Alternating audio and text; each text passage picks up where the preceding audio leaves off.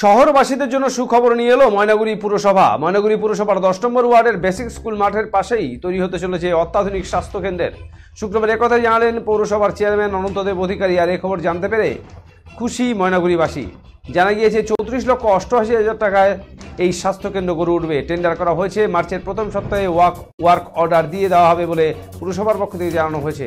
ময়নাগুড়ি পুরসভা জানিয়েছে municipal engineering department থেকে তৈরি হবে স্বাস্থ্যকেন্দ্র।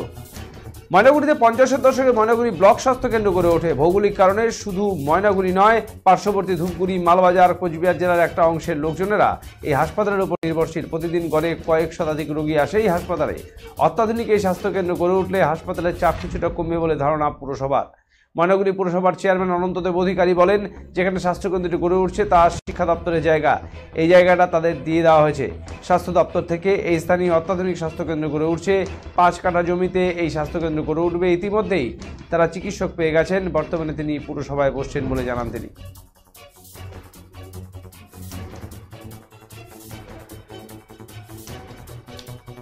Senco Festival of Love 2024.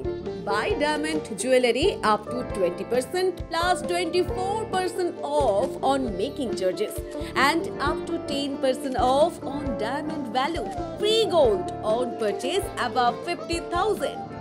0% deduction on old gold exchange. Attractive offers on platinum, polki, silver and gossip jewelry. Steal the hearts of your loved ones this Valentine's Day and make sure you choose the best gift to surprise your sweetheart. Hurry up, visit us. Senco Gold and Diamonds, RRN Road, Old Post Office Para South, Coach Bihar. Call us 8436 001401 or 7477 615427.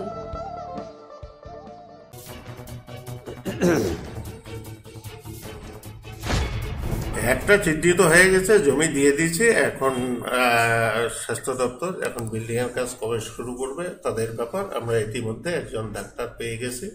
সে আপাতত আমাদের municipality অফিসেই বসতেছে।